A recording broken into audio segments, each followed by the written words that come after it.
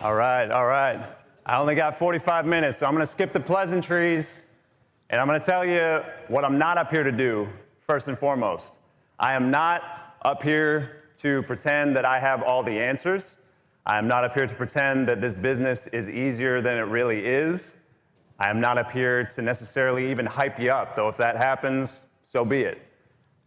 What I am up here to do is keep it real, or a buck, or 100, whatever you want to say, right? Because the reality is, most of you did not get into business because you love spreadsheets, you love numbers, you love dissecting an income statement. That might be a byproduct, but I've talked to many of you when you first came into this brand, and the things that I heard were freedom, flexibility, time with my family, pride, legacy. Any of that sound familiar? And somewhere along the way, for some of us, that dovetailed and cascaded and turned and twisted into unmanageable stress, exhaustion, frustration, and occasionally thoughts of, I don't know how much longer I can do this. And I say that because I've been there. Now, don't get me wrong, I'm not so ignorant to try to say that I know exactly what it's like to be a franchise owner. I don't. Before I came to this brand, I had one shot at entrepreneurship, and it failed before it even started, because I realized that you actually have to have a decent amount of money to start a business, right? And so my savings and my mom's savings were gone in a flash, and I had to start over. And we came to College Hunks. Fortunately, we got a shot, thanks to Nick and Omar and Roman. And yeah, been on the trucks. First day on the trucks was with Hudson Armstrong on a junk truck. We drove all over Tampa Bay, very inefficiently, mind you. We've gotten much better. I think we did a storage clean out for a guy I'm certain was in the mafia. And we left and came back. We had to do multiple loads, and I'm not even sure about the payment situation, but that was long ago. Shout out to Hudson Armstrong for 15 years, by the way. Yeah.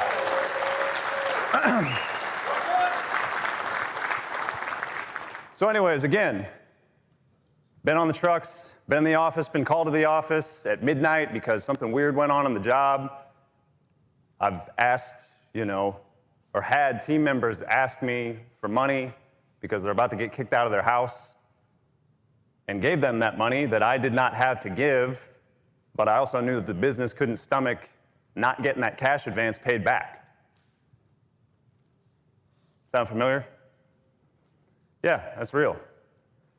So what I'm up here to do is bring back a little poster that we put together, I think 7 or 8 years ago. Phenomenal poster. It's on the wall in my office. That said, some of the things that you'll find on here are rather general. No disrespect to whoever put this together. But know your numbers, of course, right? Pound the pavement, of course. Repeat referral, of course. That said, the difference between good and great is attention to detail. So I thought we could use a little bit more detail. I'll have this handout for everybody afterwards, but you've got to pay your dues and you've got to scribe it down first so it sticks in. Then you'll have the nice fancy PDF, 60-pound cardstock paper on your way out. Might even turn it into a poster if it gets voted well. But these 10 rules are not mine. They are yours. See, I've paid attention over the last 10 years, and I have watched closely of the best and brightest. And when I first came into this business, I did not know my ass from third base, so I called up people like Roger Panich, Pat Lombardi, Barry Reese, and I asked them, hey man, I don't know how to do this. This is really, really hard. Can you help me make sense of this? And they did. Very appreciative of that, and continue that process ongoingly. And you all do that collectively, some better than others, some more frequently than others, but it happens, and it's magic. So the 10 rules is this room. It's coming from this room. I'm just the one sharing them. And so what you'll find here, we're going to start broad, core principles. And then we're going to get into some strategic and tactical components. 8 and 9 are going to be leadership-centric. And the last one, that's all about you. I know for a fact that our top operators are practicing the number 9, or all the way up until 9, and only they can verify number 10 if that's happening for themselves. So I invite you to lock in, sharpen those pencils, and pull it towards you. And I understand that there's going to be a yeah, but, or how about for everything. There's fringe cases for all of this. It's impossible to put together 10 rules that are universally applicable, but this is the best we've got. And so if you suspend that internal dialogue, lean in, open up, I'll give you everything I got here. Let's roll. Number 1, meet the business where it's at. What does that mean? Well, the business that you bought might not be the one that you envisioned right away. So we've got to be where we are. We can't act like where we want to be when we aren't where that is. So we've got essentially a spectrum here. And I got to take responsibility because Brand Central, myself at the forefront, has not done a good enough job managing expectations about what it really takes in terms of owner involvement, leader involvement, whatever you want to call it. But you can see here on the spectrum, going from nothing all the way up to 10 million, where only the chosen few with a thick accent are playing around in that range, right? I love you, Ted and Steven. But you see here, 3 million is just when you get to that 50-50 mark in terms of in versus on. So when we're in it, we don't need to worry about being the CEO of a $500,000 business, respectfully, because we've got to grind it out. Conversely, when we have an $8 million business, we can't be acting like an ops manager. We've got to lead. We've got to manage the systems and processes. We've got to turn those knobs and verify and inspect what we expect. As an example, one of our most profitable locations that doesn't get talked about enough, Northwest Virginia, Jeremy Berkebile, did just under $1.5 million last year, right? So we're right in this range. And this guy definitely lives in this world right here, about 80-20. He's in it. He's on the trucks. He's calling clients. He's dumping trucks. He's checking on guys. And this man's NOI is so nasty you wouldn't even believe it. But it's over 30, it's over 35%, it's over 40%. Are you kidding me? Are you kidding me? Wild. But the man lives it. He's in it. His whole family's in it. They're all over it. Jeremy, hell of a job.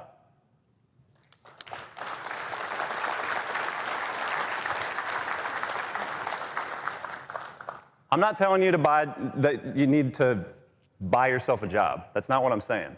But be where you are. So when Jeremy gets up to $3 million, he's going to have to come up. He's going to have to pull up and develop leaders underneath him, right? And so on and so on. Now, this also applies throughout the year. It's not just about the annual revenue. This also applies by month.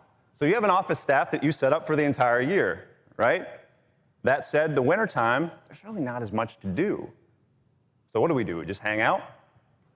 We just eat the cost? Nah, we come down where the business is. $100,000 in June is very different than $100,000 in November. That's a $1 million run rate versus a $2 million run rate. So if I'm a manager in January, okay, I might be on the trucks 3 times a week. It's good, right? You validate what's going on in the business, you uncover some things, you figure out that we're having some weird comments when we're asking for a tip, clean that up. I'd rather clean that up in January before it becomes a problem and starts rolling downhill in the summer. And in the summertime, yeah, stay up in the office, site visits, very intentional. But what you can do is that overhead, or rather that GP, starts to rise in those winter months, so we're not worrying about as much cash flow and things of that sort. and we're also much, much closer to the business. This will come into play later.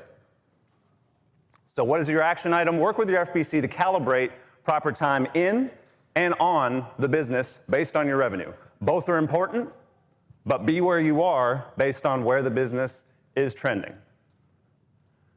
Number 2, protect the core 4. I'll tell you right now that our top operators do not mess around in these 4 areas. It is religious, it is intense, and when one of these numbers starts to deviate, they freak out in a very action-oriented way. Check it out. We'll get those numbers back in a second. We've got 26% hunk team, 8% or less office. I don't care where you put your estimators, it's all blended together, right? Collectively, stay under 34 throughout the year. Marketing, 10% or less, and insurance, that's all of it. Auto, work comp, GL, umbrella, raincoat, whatever else there is. Not enough people laughed at that one. Come on, there is no raincoat insurance. Okay. Top quartile profit locations. 21% NOI, 26% hunk team, right on the money. 6% office, very efficient. Advertising's at 10, and auto and work comp combined are at 5. Add in the other stuff, you're probably about 6. So they're rocking and rolling. Very attainable. You see the system average is not that far off. We got a couple points worth of advertising. We'll talk about that in a few slides. Office staff just a couple points higher, though very, very encouraged by the system average being at 8. And then 28%. You can shave off 2 points. You can find that just by getting on the trucks for a week. You can find out where all that leakage is going on, and that inefficiency, and looking deeper at the crew level, at the captain level, at the dispatch process, at the check-in, check-out. And you see these revenues are almost identical, but we've got an 11-point spread. So we're missing out on $150,000 plus falling to the bottom line between the top quartile and the system average. And our lower quartile, we've got 7 points differential on these core 4 versus the system average and beyond.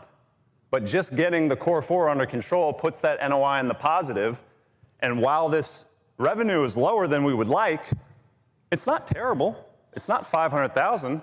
It's $1 million. You can mess around with $1 million. I just said Jeremy's doing 1.4 and on his way up, rocking and rolling. So the action item here is create a SMART plan, specific, measurable, attainable, realistic, and time-bound to address your largest core 4 opportunity in 2026. Commit to it, and I promise you, you'll be amazed at what that focus can unlock in terms of a new standard, a new baseline, a new bar for your business. Number 3, daily, weekly, and monthly discipline. It does not stop. There's specific processes that we want to lock in on every day, every week, every month. What are we talking about? On the daily, things like reconciling every job, every payment, zeroing out those balances, knowing what every crew is posting in terms of labor percentage, upsells, all those types of things. What does that do? It reinforces stronger habits. You do that stuff every single day, habits start to build. You let a few days go by where nobody's verifying and no one's checking, the team thinks that you don't care and they shouldn't take it as seriously. On a weekly basis, we want to take this information that we get on the daily and apply it to get a snapshot of what we're looking like for the month. We can anticipate the P&L with forecasting, and we don't need to get crazy specific, though we're working on providing some things through Acute to give you more of an insight into what to expect on that P&L.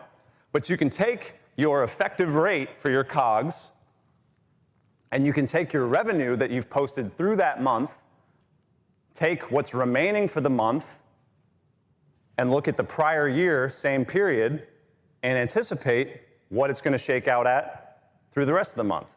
Said differently, if I did 40% of my revenue in February, right, last year in the first half and 60% in the back half, and I've got X amount in the front, right, I'm just going to pop that up relatively, right, by 30%, 33%, for the back half.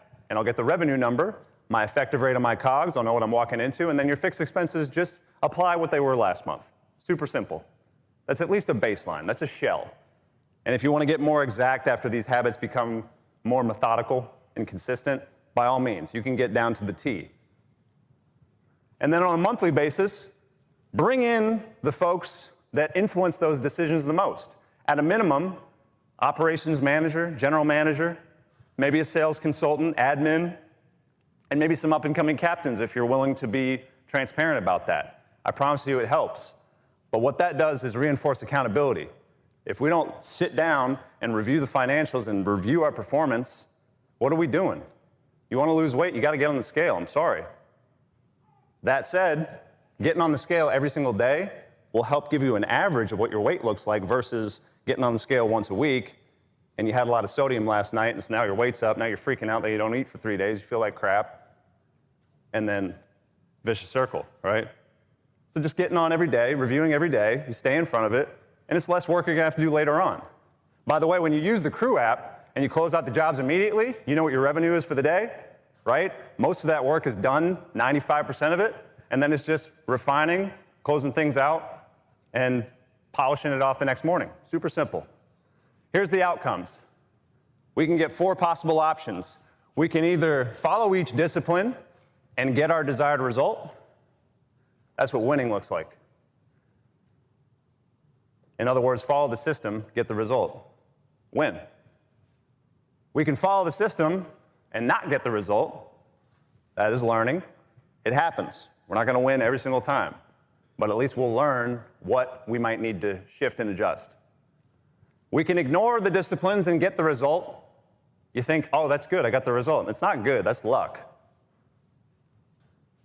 And then lastly, unfortunately, you can ignore the disciplines and not get the result. That is, come on, man. Come on, man. It's a quote from Kipchoge. He won the Olympic marathon gold medal in 2016 and 2020. Only the disciplined ones in life are free. If you are undisciplined, you are a slave to your moods and your passions. Eesh. I think he knows a thing or two about discipline. So taking action, set up weekly and monthly meetings with your leadership team to review forecast and actuals, respectively, right? So compare your forecast with your actuals, close the gap, go back to work, wash, rinse, repeat. You will get better over time. If you get stuck, bring in the FBC. If you get stuck, you bring in Devin. If you get stuck, you bring in me. If we get stuck, you can call Roman. I don't know. It won't get to that. We'll be all right. Number 4, get aligned. So I bought a truck recently. I'm a truck guy now. Greg was shocked. I don't necessarily look like a truck guy. Not that truck guys have a look. I mean, that's rather judgy, right? Outside of work, man, backwards cap, sweatpants, Jordans. Y'all don't even know. However, I have an image to uphold up here. But I bought the truck and took it for a spin. It's my dream truck. I love it, right? I was gushing to Nick about it. It's like, oh man, it's like, you know, another accolade, another milestone here. So I took it out for a spin. And of course, that bad boy starts pulling real hard to the right. So much so that like my window starts like rattling on the other side. I was like, are you kidding me? Like, can I just have this once? And the last 3 cars that I've bought each time, apparently just don't check for alignments. It's just not a thing, even though it's like certified, inspected, or whatever. So I need to get in alignment. That said, you can imagine that it's not a smooth ride. All right, if you've ever driven, and it might just be like driving an Isuzu NPR normally, which is like the steering wheel's like this. There's the joke. I just had to hit the right stride. Yeah, not super functional. This is a hard truth. If your team is doing the wrong things, it's usually because you're paying them to. Oh man, did I cut too deep? Sheesh. I'm not trying to take it personal, I promise. But this is good, right? We have to acknowledge this stuff. So here's a snapshot of what maybe perhaps a misaligned KPI structure might look like from captain to ops manager to GM/owner, right? The captain, they've got their hourly rate. Okay, I get it. Jobs per day. Yeah, let's be efficient. And then I want you to come in under the estimate. Makes sense, right?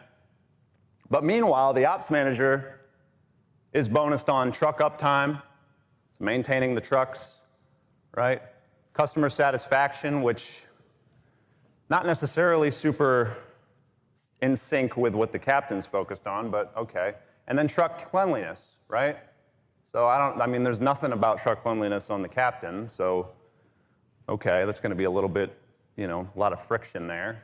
And then the GM is focused on revenue, which there's to some degree lined up there. However, coming in under the estimate is part of it. Right, so you get it here. There's nothing about estimates, and there's absolutely nothing about safety, so holding the captains accountable is going to be pretty tough, right? Willpower doesn't really work. What's in it for me? We've heard that a few times throughout the day, or the week, rather. So maybe more aligned would be something like this, right? We've got labor percentage, service quality, safety. We've got crossover, NPS. I see multiple crossovers. And the thing is, the scorecards really shouldn't look that different from role to role. It just gets larger, right? So instead of just being responsible for one truck like a captain, maybe an ops manager is the same KPIs just over the whole fleet. That would make sense, right? Now we're all shooting for the same goal. If we all want to win, that's going to produce a pretty good experience. But if winning looks drastically different from role to role, we're going to have competing priorities. It's not going to be fun. And we're going to assume negative intent, even though we're just doing what we're paid to do. So this is a snapshot of Chad Jacobs' location. And no disrespect to Tommy Mello, but this man has not met Chad Jacob, all right? I just showed you a very simple scorecard. This is every day. Accountability points miles long. And I kid you not, this thing is updated every single day. Every single day. It's like people that look at me like I got 3 heads when I say I weigh everything that I eat, right? Why would you do that? Well, there's a simple parallel, right? Every business has whiteboards. How many of y'all's is updated every single day, hard stop? I got 2 hands. I appreciate everybody for being honest. This is not shame festival here. Right? This is just honesty, right? There's a lot of shit going on. But if you obsess and you align, right? Chad, do you get what you pay for? 100%, yeah? Now it takes a maniacal sense of commitment, right? And intensity. We'll talk about that more later. But this is all up to you. So the action item here, review those incentive plans at each level of the operation and closely align those for overall business objectives. The more that they align, the smoother and less frictionless this is going to be. Speaking of operations, there's a ceiling and a floor. Which is more important? I don't know the answer necessarily. However, I have a hunch that the floor is pretty darn important because even if somebody's used us 10 times, if that 11th time goes sideways, there's a good chance they're never coming back. So we need to limit the downside as much as humanly possible. It's like football. Don't turn the ball over. Kerry Collins, Trent Dilfer, these cats won Super Bowls. All the respect in the world for Josh Allen, but the man still does not have a Super Bowl. A lot of MVPs, a lot of red carpet photos and stuff like that. I'm not hating. I'm a Patriots fan. Like, I get it. I'm a little bitter, right? That's where I'm from. Get over it. Preparation beats talent every single day of the week, y'all. Every single day of the week. And so what does that look like in our business? Not only do you get what you pay for, you get what you prepare for. So we have a standard, we have data, we have accountability, and we have adjustments. And if we look at football as a parallel, there are teams that go into halftime and they run through this process and they obsess over it. Tom Brady level obsession, where he's screaming at the offensive guard for not pulling 1 second earlier and the play blowing up. That type of intensity. And those adjustments are all factored in. There's other teams, maybe that's not going on. Cleveland Browns, maybe it's not going on. My wife's from Cleveland. I'm allowed to make this joke. She said it was all right. Yeah.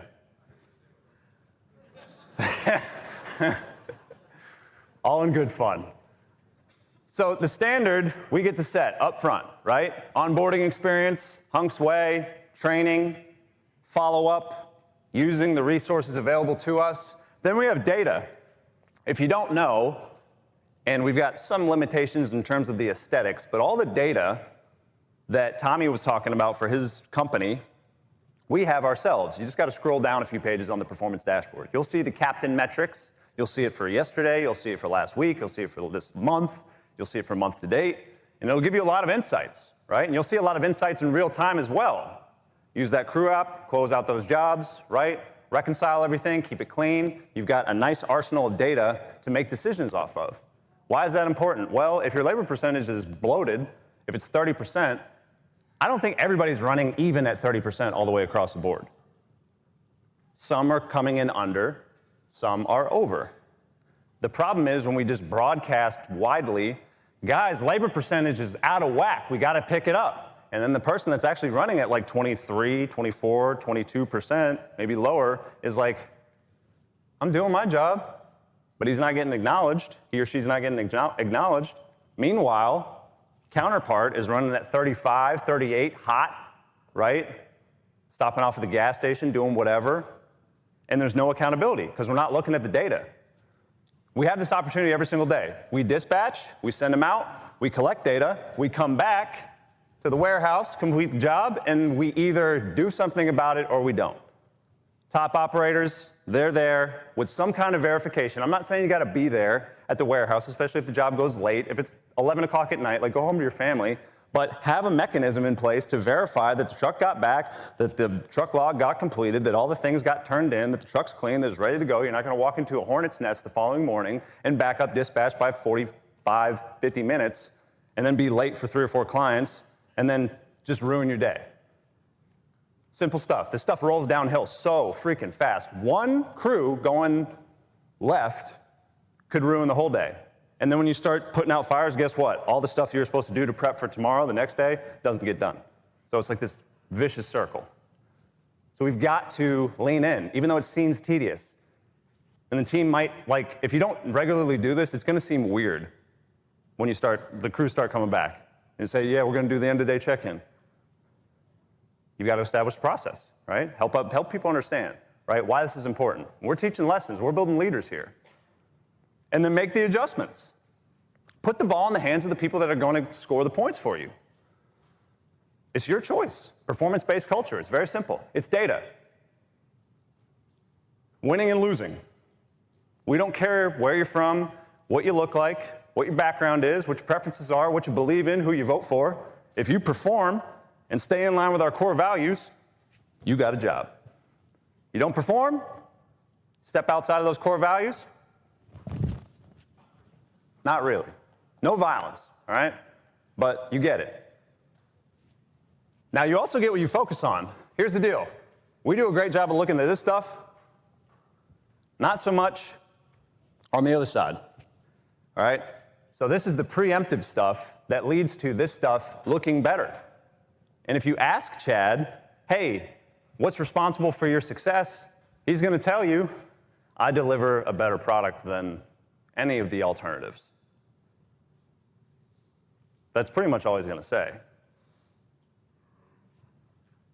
There's a lot of stuff that goes into a perfect job, a perfect client experience, that we can look at for insights, for data. You can run an on-time arrival report right now. You got to use the crew app because you got to click travel start, and it's got to arrive within the arrival window. But guess what? We all know if you're late for a job, oh my goodness, especially if you didn't call, you were working uphill the entire time just to get back to baseline, just to get back to satisfied, that Kevin talked about being just the plague, right? That's not going to get us those promoters. So we obsess over being on time. It's going to drastically increase the chances of us having those raving fans. Estimate versus actual. We got to give people a realistic range of what to expect in terms of the job size so they can budget accordingly. Do we obsess over how frequently we're damaging people's items?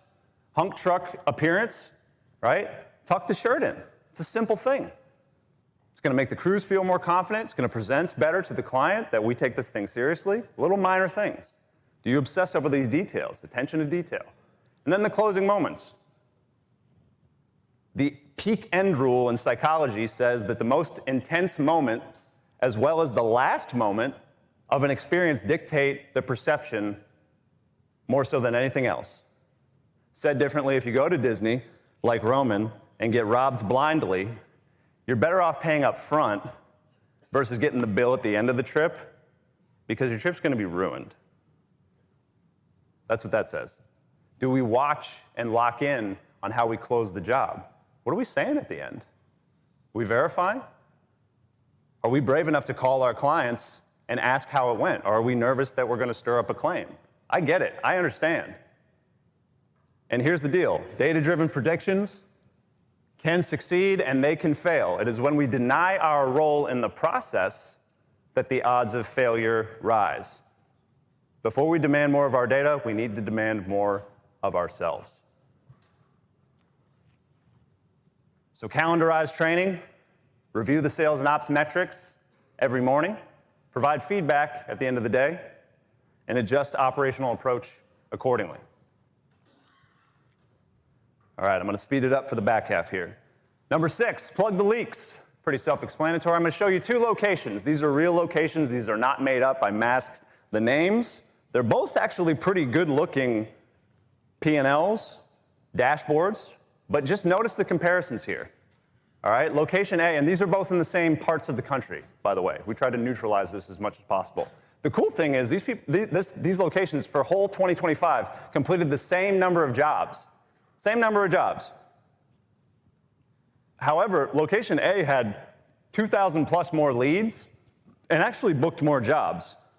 That said, the lead to close differential, this is where it starts to get a little bit different, right? Lead to close, 13-point differential. Estimate conversion, blowing them out of the water. Total upsell, that's move and junk blended together. This actually probably could still get up a little higher, right? Because we're only looking at like 6% on move. We can do better than that. And then average job size, net promoter score, big differences there, and then the repeat referral. Look at the revenue differential. So we got $600,000 more revenue on 2,000 less leads. And then what does this show up to in the financials? There's a term in finance called throughput efficiency, and all it is your revenue divided by your fixed expenses. We've got some locations with crazy throughput efficiencies. What do you do with the leads coming in, with the marketing that you spent? How effectively do you turn that into top-line revenue? And location B is humming. Like I said, location A, we can be happy and proud of the accomplishments here. 2.2 million in revenue, 15% NOI, a 3.0 throughput efficiency, but just 0.4% more, a little bit more in fixed expenses, but driving incrementally more revenue, disproportionately more revenue, $600,000 more, and they spent the same amount in advertising, the exact same amount in advertising. So they paid actually a little bit more for the leads, right? Increase that TCPA on the right areas. And then the throughput efficiency with the upsells, with the estimate conversion, with the net promoter score, with the repeat referral, washed that advertising spend down from 12 to 9. 20% NOI, 3.4 throughput efficiency. So if we're not measuring that regularly, you want to take a look. Because some of us are actually set up to do a lot more revenue than we think we are. We just aren't looking at it this way. So work with your FBC to address each facet of the sales funnel. And let's aim for positive year-over-year growth in throughput efficiency. Let's start taking a look and measuring that metric. Number 7, price for reality, not, as the cool kids say, vibes. We're not pricing how we're feeling. So we've got a few elements in pricing, and this will be a refresher if you went to Miriam's session the other day. But we want to review our baseline from time to time. We do have a large number of locations, I'm not going to share the number, but we have a large number of locations that have not touched their pricing in over 2 years. Lots changed in the last 2 years. So we should probably figure out if we're meeting the market where it needs to be. Maybe we can charge more, maybe we should charge less. Great example is Orlando. They've gone from hourly rates for 2 hunks as high as $200 an hour to as low as $100 an hour. And they'll just bet on getting the upsell. But what they do is they pressure test their market, and they figure out what's going to net me the most opportunities for my team to go out there and excel. And you notice that Amanda was up here yesterday because they have 18% move upsell, which is tops in the organization. That's nasty. Give them a hand.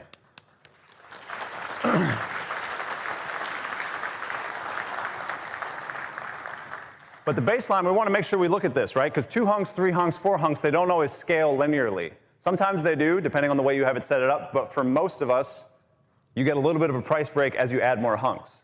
That said, we do have a large portion of our leads coming in that are just those 2 hunk rates.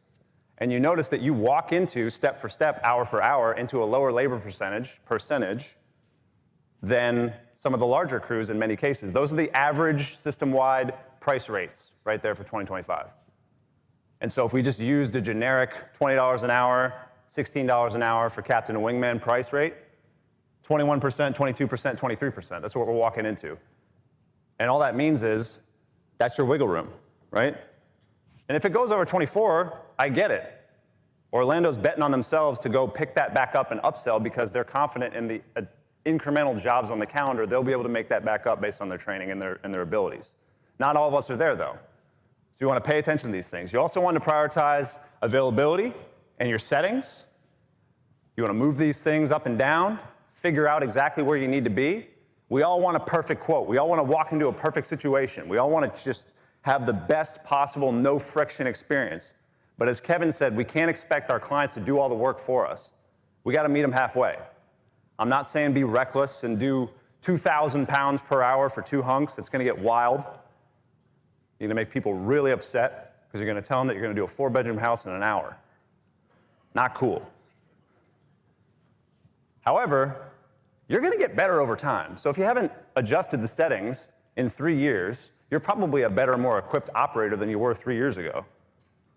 So take a look and try some things. Experiment. Fail forward. It's okay. 1 or 2 black eyes ain't going to kill you, right? As long as we're responsible for it, as long as we can prioritize that service recovery is as much of a part of customer service as the actual service you provide on the front end. And it's a great way to make a long-term difference for people. Plan for volume fluctuations. You can get with Miriam. She can tell you historically what your business will reasonably expect in terms of volume, so you can calibrate your pricing up and down around them. And then you layer in those offers strategically. When there's dead periods, when your trucks are likely to just sit there, let's get them on the road. And hey, maybe we won't do this all year round, but we'll bet on our team to upsell on Tuesdays, Wednesdays, and Thursdays because we're usually pretty light and I can really focus in and we can really manage the process that much closer. But pricing is a huge opportunity to drive incremental profit. So work with the revenue management team. I'm sorry, Miriam, if your inbox gets flooded. Sorry, not sorry. And your FBC to craft and deploy a pricing strategy for Q2 through Q4. All right. Coming down the home stretch here. Profitability is won in the off season. The off season. It's not won in the summer. The summer is just what you prepare for to capitalize on the work you've been putting in all year long. It's been going already. This is system-wide gross profit by a month. And you can see this is the average for the year, this big black line, but this is where the actuals end up.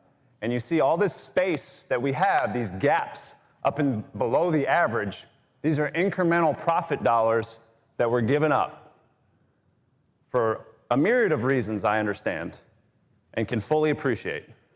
But it is something to be responsible for because I will tell you firsthand, and most of the other operators that are posting very, very impressive percentages, that if they see gross profit dip 2 or 3 points below what the annual trend line is, they don't care what month it is.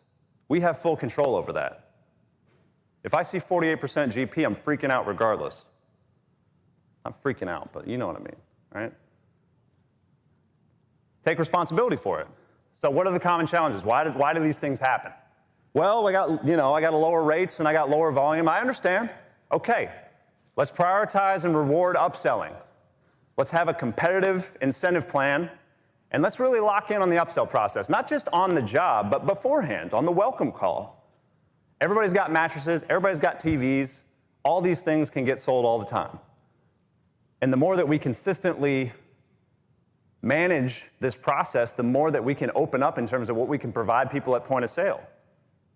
So this whole upselling thing can get a heck of a lot easier for all of us if we all embrace this process. We keep our trucks stocked, right? And we're willing to engage with getting customers what they need further out in advance. I got higher overtime because I had a bunch of turnover after the summer. All right? We talked about this earlier. Ops managers, we're going to hop on the trucks. And it might look like June, July, and August, they're in the office full time. Then when September hits, I'm going to hop on once a week. And then November, December, maybe 2 times a week, 3 times a week. And then reinforce some of that training that we're doing. And then I need to keep my core till spring. So I'm disproportionately throwing, training hours and marketing hours and stuff like that, and it's eating up my wages. I understand. However, everybody has C players on their team at some point. So we can position upgrade, right? We can promote people, develop people. It's healthy, right? And people don't like being C players. It's not a fun experience. So coach them up or coach them out. You can budget for marketing in advance, so that way it's not just something that you do haphazardly and then you lose track of it and you're like, oh man, I spent way more than I should have, but now I've already established a habit and an expectation with my crew and I feel bad about walking it back. We can do contests. We can do average job size contests, referral contests. You refer a job, I'm gonna cut you $150, right? Or valuation contests. Find something that we're not good at our location and prioritize it disproportionately. And you could proportionately, or you could do it at a more steep incentive up front to get some traction and then start to bring that down to a baseline thereafter a couple months later. As long as you budget for it, it can work. Push pack jobs. Obsess over pack jobs. Get on the phone. Make those welcome calls. Hey, Mrs. Jones, how's packing going? Oh, it's going terrible? Oh, you haven't done it? Hey, let me send you some hunks. 4 hours, day before. We'll at least get you started. We'll take care of the kitchen. Who wouldn't want the help? And then manage expectations. Hey, fellas, hunks, hunkettes, beginning of the month, end of the month, and the weekends, it's really where the bulk of the job's going to come from. If you're not available, make yourself available. If not, just being honest, being transparent, set expectations. Here's your model year, right? If we look at the calendar all the way through, peak season starts in May. You get an all-star break, 4th of July. It's like your one breather for the summer. Most people don't book on 4th of July. If you want to have a cookout, by all means. However, sometimes it's just good to just take that day. Just mentally, okay, because we got the dog days of July and August left, right? Then peak season winds down. However, this is critical. You talk to Ted and Steven, the last 100 days of the year are a big deal for them, and they always has been. And some people go into playoff mode, and they run through the finish line. And other folks, well, summer's over. That's it. We're screwed. Exaggeration, but take the foot off the gas. Let's be honest. We've all done it. So we want to lock into playoff mode because that's what we've been working for all year if we've played it right. Because January and February, this is improvement season. This is when we get better. This is when we obsess over the details. We lock in on the finer things because we need to get ready for training camp in March and April. So this is your model right here. And the real testament of leadership is not how you perform when demand is strong, it's how disciplined you stay when it isn't. When nobody's looking. Are you touching the line? Are you? Sure.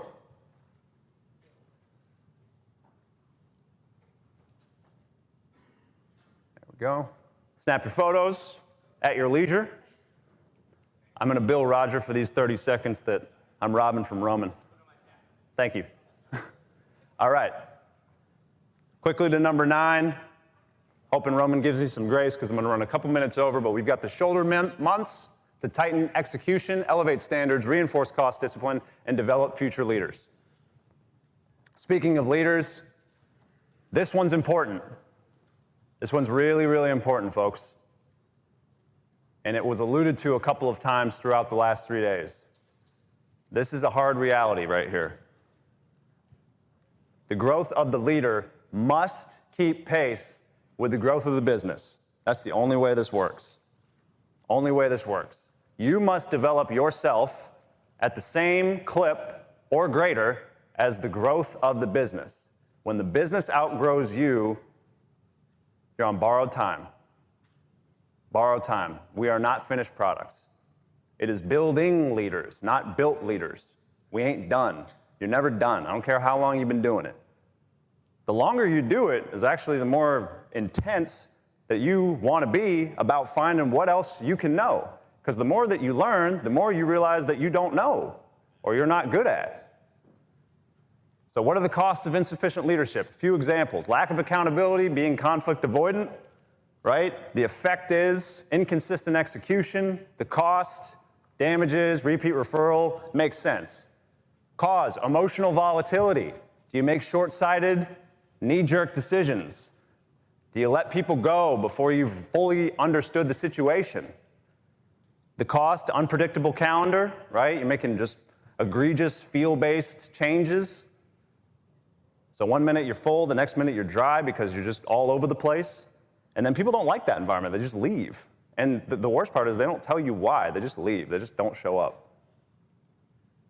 Especially on Saturday when the calendar is full. Unclear ownership, no cadence of reviews, right? You're doing fire drills every other day. That gets exhausting. Team gets burnt out, you get burnt out. And then inconsistent presence, right? You do the seagull thing, right? Fly in, take a poop, go out. Let people know what they can expect from you, right? Because otherwise, if we just disappear, we're just rolling the dice on the culture, rolling the dice on the competency. And then ultimately, if you don't manage that expectation and that rhetoric, the team's going to be like, well, what's going on? The owner doesn't care about me, this and that, right? So either you or your second in command needs to be aware of those things and get in front of it. Fill in the gaps. Left to people's own devices, all kinds of stories start to ruminate, and they're not positive. 95% of the time, they're not positive. It's no fault. People are going to people. We are addicted to what's wrong. We're not so great about pointing out what's right, how good we have it. So reflect on your personal growth as a franchise partner and manager and identify traits to prioritize improvement. Last, but most certainly not least, and this is the one that you would have to check in with our best and brightest to verify.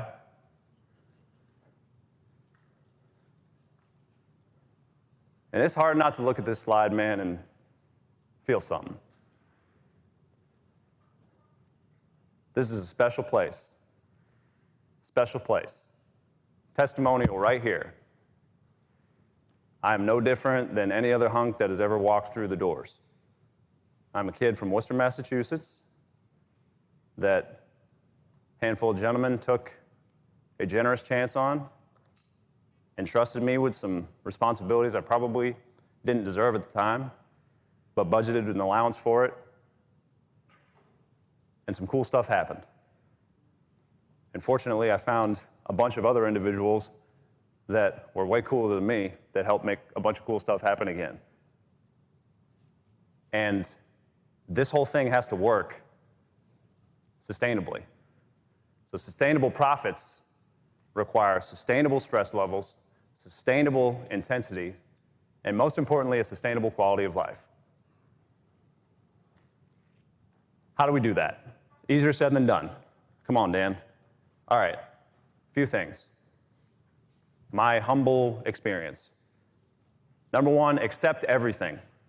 What you resist persists. It comes back. It pisses you off. Stress comes from resisting what is. It is. It's done. It happened. What are we going to do about it? How can we prevent it? How can we fix it? What's it going to take? Gradual elevation of baseline intensity over dramatic mood swings. I'm all for turning up the heat. I'm all for it. But when you just do it like this, really rangy, you're all over the place, it's not good for you. So if you want to bring it up over time and be consistent. Let people know how to be around you.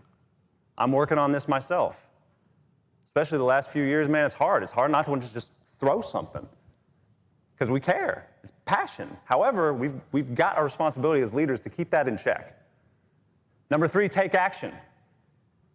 Anticipate your anxiety. Get in front of what makes you anxious.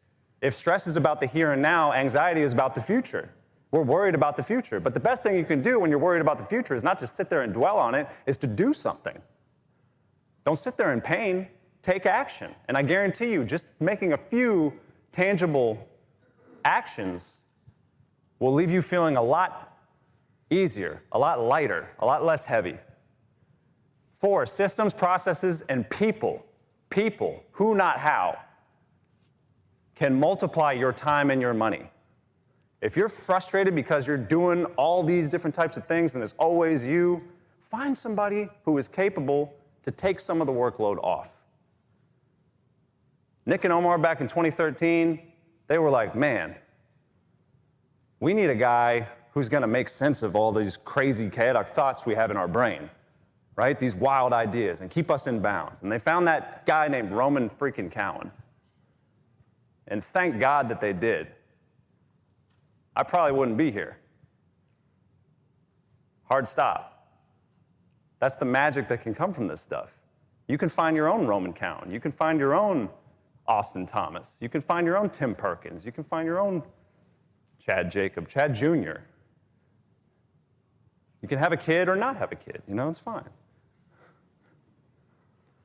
And then lastly, give yourself permission to enjoy.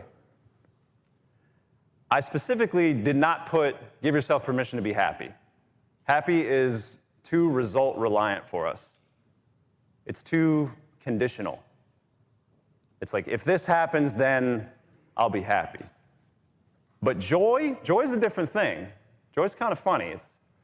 It's not result reliant. It's a constant. It's that thing that kicks in when we do what we're fashioned to do. When we're with our spouses, when we're with our kids, when we're having those conversations with team members that they start to see a bigger future for themselves. Those moments are available all day, every day, regardless of what's happening. And I'll tell you right now, no disrespect to Kevin Brown, my wife is the most wonderful person on the planet. And when I get 10 minutes with her, the whole world could be on fire. And I pray to God it's not, but I wouldn't notice it. And to have the ability to have that moment any given Sunday, that's a life that is well lived. And we have far more than that with this business, with this opportunity. So don't lose sight of that. You don't get points for being miserable. There's no extra profits that come from being pissed off. We can be fired up, we can be passionate, but we can channel it as well, and we can lift others up around us. So shift from asking, how do I drive more profit, to how do I build something sustainably profitable and still enjoy my life? So maybe this talk is not about profitability after all. Maybe it's about building something that gives back more than it takes. Something that gives back in February, something that gives back in August, and something that gives back when it's time to hang up that College Hunks polo for the final time. Thank you, guys.